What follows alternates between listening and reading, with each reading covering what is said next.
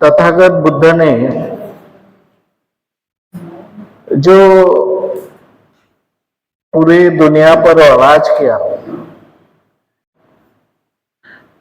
उन्होंने हाथ में कोई तलवार नहीं ली या फिर कोई एक बूंद खून का कतरा नहीं उन्होंने गिराया। उन्होंने जो राज किया वो सत्य ज्ञान के ऊपर राज किया।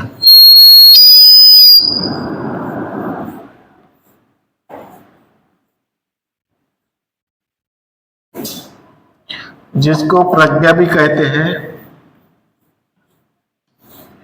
इसलिए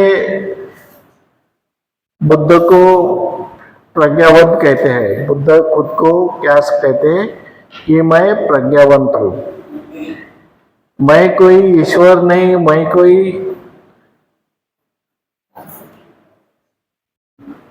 कोई परमेश्वर नहीं, तो मैं एक प्रज्ञावंत मनुष्य हूं।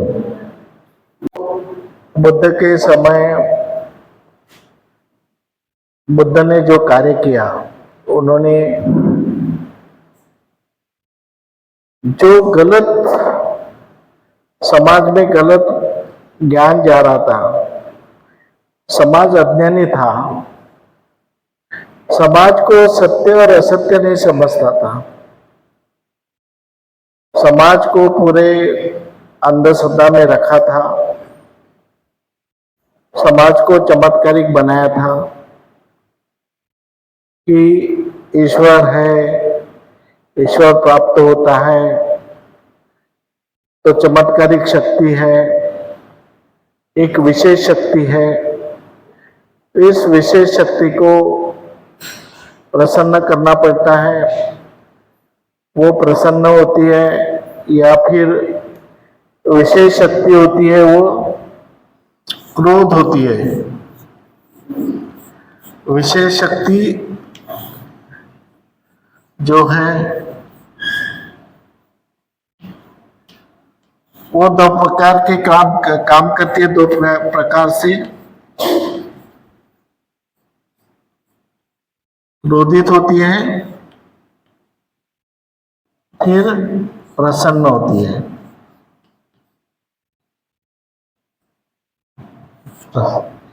और इसी के ऊपर पूरा पुरोहितवाद जो था, पुरोहित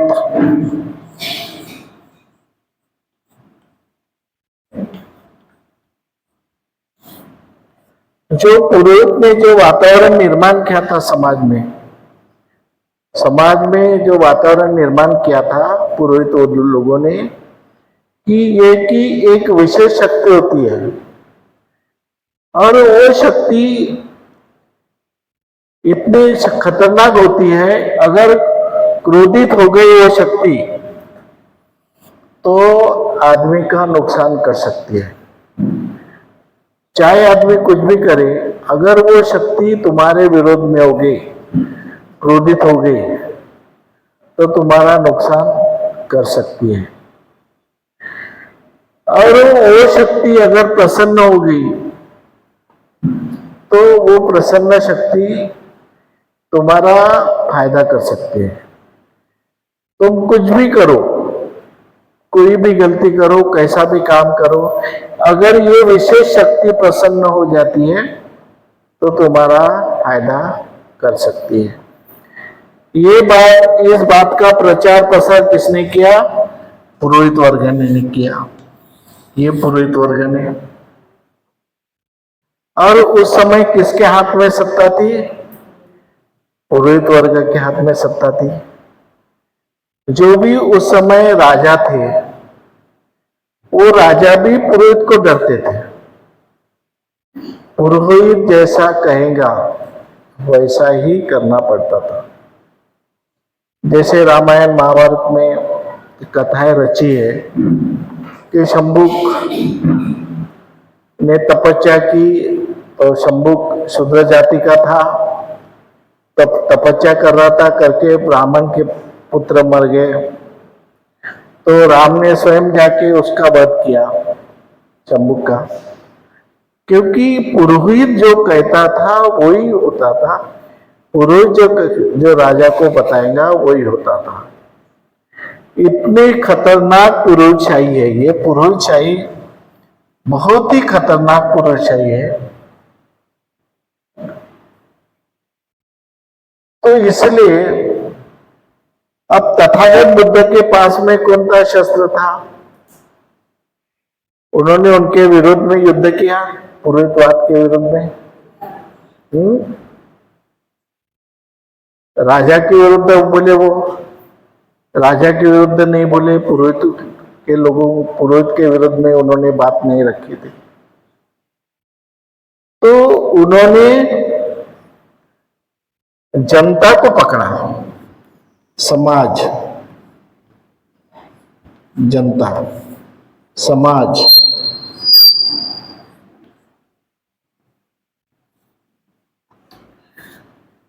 और संघ बनाया उन्होंने। समाज में जो अच्छे लोग थे उनका संघ बनाया, समाज में गए, गांव गए, और गांव जाकर वहां से उन्होंने अच्छे लोगों को चुना, जो स्वयं प्रेरणा से, खुद के प्रेरणा से तथागत बुद्ध के साथ काम करने के लिए तैयार होते थे, ऐसे लोगों को उन्होंने तैयार किया स्वयं प्रेरणा से। आज भी जिनके पास ऐसे लोग हैं जो स्वयं सेवक कहते हैं कि स्वयं प्रेरणा से काम करने के लिए तैयार है, उनको काम जो दिया जाता है वो करते हैं। ऐसे लोग किसने तैयार किया था? बुद्ध ने किया था। कब किया था? शुरुआत में ऐसे लोग तैयार किया, उनका संघ स्थापन किया, और संघ में उन्होंने भिक्खु करके नाम दिया, भिक्खु। और उसके बाद में फिर उन्होंने भिक्खुनी संघ भी तैयार किया।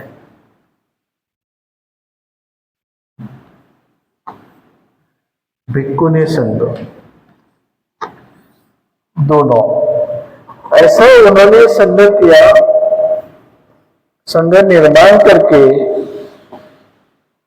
उनको प्रशिक्षण दिया, प्रशिक्षित किया, ट्रेनिंग दिया उनको, जैसे अपन जो क्लास में प्रशिक्षण देते हैं ऐसा प्रशिक्षण दिया। जब तक तुम प्रशिक्षण नहीं लोगे तब तक तुम्हारे मन में परिवर्तन नहीं आएगा। तुम कितना भी बड़े बड़े कार्यक्रम करो, थोड़ा अच्छा लगेगा, जोश पूर्ण ऐसा लगेगा कि ये सही है, ये सही है, लेकिन सत्य अलग रहता है। सत्य अलग रहता है। सत्य बहुत कम लोगों को पता रहता है कि सच्चाई क्या है। सत्य ऐसे नहीं है कि तुमको भी सत्य पता रहेगा, मुझे भी सत्य पता रहेगा। सत्य ये इजी बात नहीं है। सत्य ये सत्य प्राप्त करना, सत्य बात जानना, सत्य को पहचानना, ये साधारण इंसान नहीं कर सकता, हम भी नहीं कर सकते। वो बाबा साहब थे करके उन्होंने सत्य जाना, नहीं तो इतने महापुरुष आए लेकिन सत्य किसी ने जाना नहीं। उस समय तथागत बुद्ध ने भी सत्य जाना, और गलत क्या हो रहा है और सत्य क्या है, ये दोनों बातें उस समय बुद्ध ने जाना, समझा, और भिक्षु को प्रशिक्षित किया कि आज भी बाबा साहब अम्बेडकर कहते हैं कि प्रशिक्षण इसका होना चाहिए। प्रशिक्षण, इसको उन्होंने एजुकेशन कहा, शिक्षण, एजुकेशन होना चाहिए, शिक्षण होना चाहिए। शिक्षण होना चाहिए, शिक्षा होना चाहिए। शिक्षा किसकी मिलना चाहिए कि सत्य क्या है, व्हाट इज रॉन्ग, असत्य क्या है, और उस असत्य को कैसे हम रिजेक्ट कर सकते हैं। गलत है, पहले गलत क्या है ये हमें समझना चाहिए। आज हमें गलत क्या है ये नहीं समझ रहा, सत्य क्या है गलत क्या है ये नहीं समझ रहा। आज हमें कौन सही में बता रहा हो कौन गलत बता रहा है इसका अभी भी हमें पता नहीं है। हम सबके सुनते जा रहे हैं, सबके पीछे जा रहे हैं, इसके पीछे जा रहे हैं, उसके पीछे जा रहे हैं, जो भी आता है उसके पीछे जा रहे हैं, लेकिन अभी भी हमको सच्चाई का पता नहीं चला, सत्य नहीं, अभी भी सत्य हमको पता नहीं चला। इसलिए हमें उस समय बुद्ध ने सत्य और असत्य का प्रशिक्षण भिक्षु संघ को दिया, भिक्षु ने संघ को दिया कि सत्य क्या है असत्य क्या है। जब प्रशिक्षित भिक्षु तैयार हो गया, उसको सिर्फ इतना पढ़ाया कि तुझे सत्य क्या है ये समझना है और असत्य क्या है ये समझना है, और सत्य बात को गांव-गांव जाके प्रचार करना है। जो सच्चाई है, जो वास्तविक सच्चाई है, जो रियलिटी है, जो ओरिजिनल है, जो रियलिटी है, वो तुम्हें गांव-गांव तक जाके बताना पड़ेगा कि सच्चाई क्या है गलत क्या है। शोषण कौन कर रहा है, कैसे कर रहा है, किसका हो रहा है, आज भी वही प्रश्न है। उस समय भी वही प्रश्न था, आज भी वही प्रश्न है। जब भी महापुरुष पैदा होते हैं वो असत्य को पहचानते हैं, जब भी महापुरुष पैदा होते हैं वो असत्य को पहचानते हैं और सत्य लोगों के सामने रखते हैं, और गांव-गांव जाकर घूम घूम कर सत्य लोगों को बताते हैं। तब जनता तैयार होती है, जब जनता तैयार होती है, जनता का मन परिवर्तन होता है, तब समाज में परिवर्तन होता है। जब तक तुम्हारा मन परिवर्तन नहीं होता तब तक समाज परिवर्तन नहीं होता। जब तक तुम्हारे विचारों में परिवर्तन नहीं होते तब तक समाज में परिवर्तन नहीं हो सकता।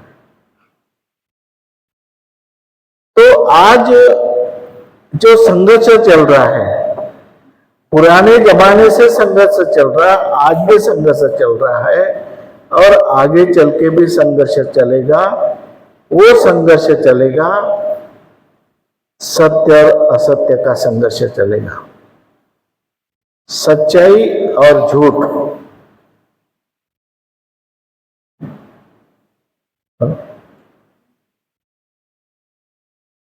सही क्या है गलत क्या है। आज हमारे हर जगह दो पैनल है,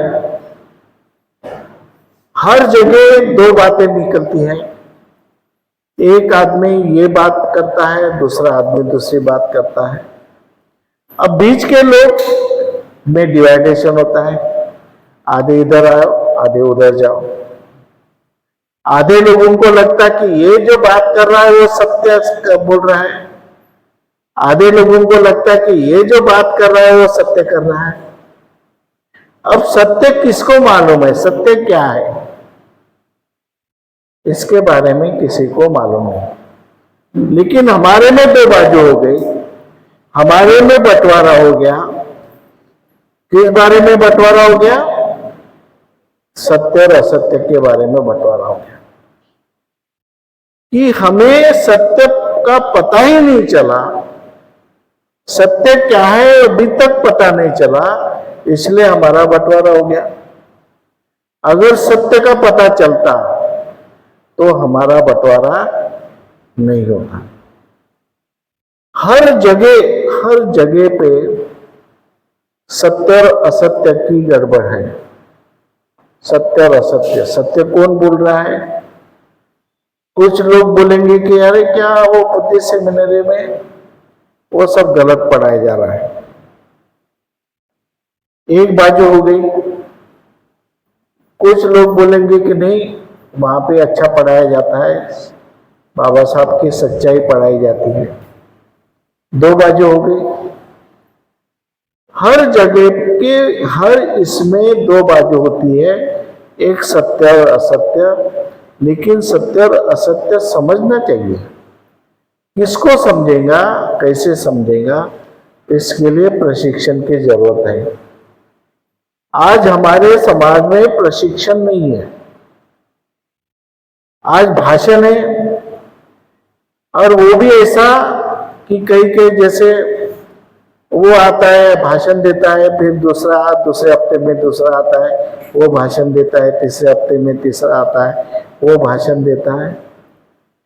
समाज कंफ्यूज है। समाज कंफ्यूज है कि इतने सारे बता रहे लोग, इसमें से सही में क्या है, सच्चाई कौन बता रहा है, इसमें से सही कौन जानेगा और किसको पता है? हर मुद्दा ऐसी है। उस समय भी ये मुद्दा था, लेकिन वो बुद्ध थे, महापुरुष थे, जैसे बाबा साहब अम्बेडकर, महापुरुष। कई सालों के बाद में ऐसे जो जिनको प्रज्ञा प्राप्त होती है, प्रज्ञावान लोग कई सालों के बाद पैदा होते हैं, जो समाज को सच्चाई से अवगत कराते हैं और सच्चाई बताते हैं और समाज को परिवर्तन करते हैं। जब महापुरुष चले गए, फिर वो खेल चालू हो गया। जैसे महापुरुष चले गए, वैसा ये गलत है, ये सही है, वो चालू हो गया। फिर सत्य असत्य का खेल फिर से शुरू हो गया। उस समय बुद्ध ने जो ये पुरोहितशाही कैसे गलत है, राजा कैसा गलत काम कर रहा है, ये लोगों को बताया। और वो बताने का काम सिर्फ पंचशील के द्वारा किया। पंचशील, सिर्फ पंचशील बताया कि तुम्हारे जानवर को लेके जाते हैं, उसकी बलि दिया जाती है, तुम्हारे बच्चों को दूध नहीं मिलता, तुम्हारे खेती में अनाज पैदा नहीं होता क्योंकि तुम्हारे पास जानवर नहीं रहते, तुम्हारा शोषण होता है, तुमको शराब पिलाई जाती है, महिलाओं को खुलेआम व्यभिचार किया जाता है, झूठ बोला जाता है, ईश्वर है, परमेश्वर है, ऊपर है, स्वर्ग में, नरक में। ये सारी बातें बुद्ध ने सत्य जाना। पहली बार बुद्ध ने सत्य जाना कि ये सब गलत है, और ये असत्य को सत्य समझ करके लोगों में इसी प्रकार का प्रचार किया जा रहा था कि बलि देने से पुण्य होता है, पुण्य प्राप्त करो, बलि दो, बलि नहीं देंगे तो पुण्य प्राप्त नहीं होगा, पुण्य प्राप्त नहीं होगा तो फिर नरक में जाओगे, स्वर्ग में जगह नहीं मिलेगी। अब साधारण लोग, उनको वही बात सत्य लगी कि स्वर्ग होता होगा, स्वर्ग में ईश्वर होता होगा, और नरक में जमीन के अंदर नरक होता होगा, उसमें यातना दी जाती होंगी, उसमें परेशान किया जाएगा। लोगों को वो सत्य लग रहा था, लेकिन उस असत्य से बुद्ध ने बाहर निकाला और उन्होंने संघर्ष नहीं किया, उन्होंने वैचारिक संघर्ष किया। आज किसी को भी जीतना है। आज बाबा साहब ने बताया कि 3 बल होते हैं, मनुष्य बल, आर्थिक बल और मानसिक बल।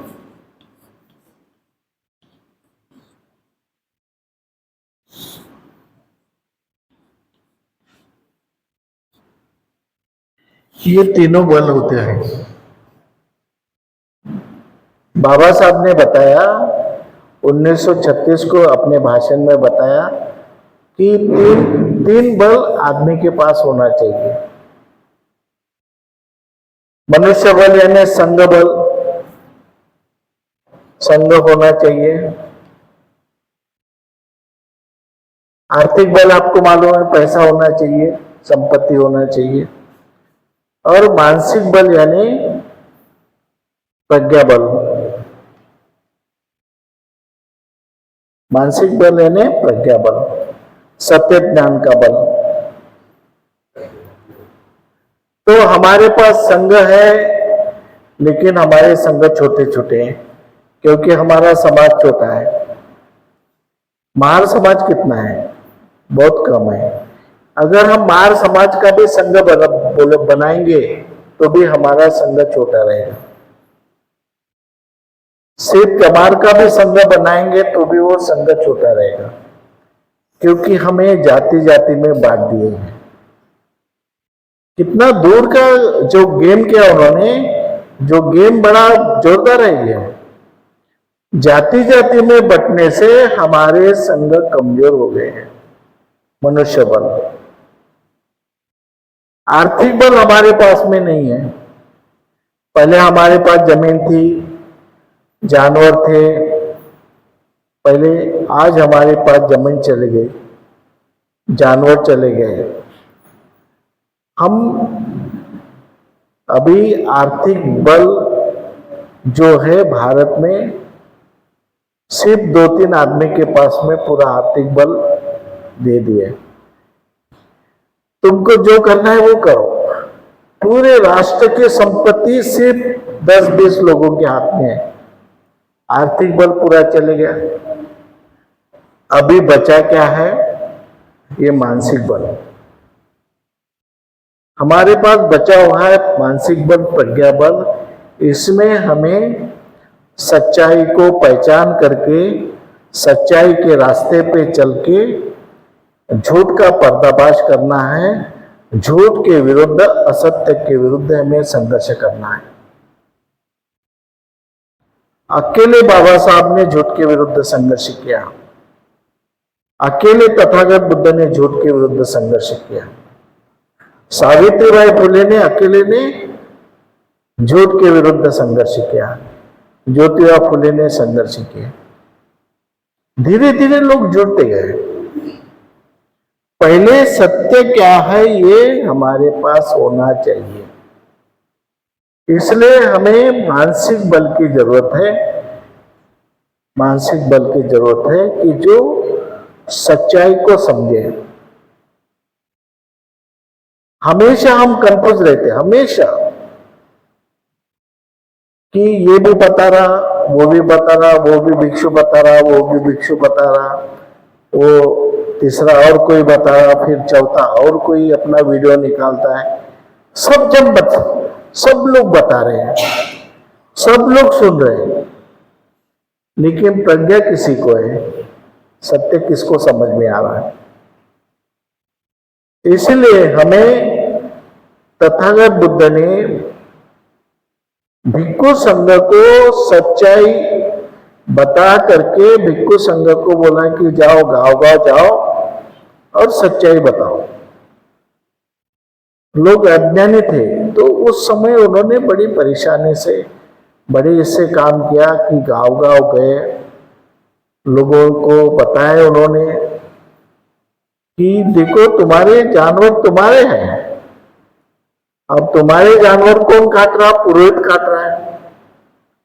पुरोहित क्या बोलता है? स्वर्ग में सुख मिलेगा। जानवर तुम्हारे और काट रहा पुरोहित, और वो तुमको बोल रहा है कि तुम्हारे स्वर्ग में सुख मिलेगा। तो ब्राह्मण के पास में जो गैया है, ब्राह्मण के पास में जो जानवर है, वो अपने जानवर क्यों नहीं काटता? अपनी संपत्ति क्यों नहीं?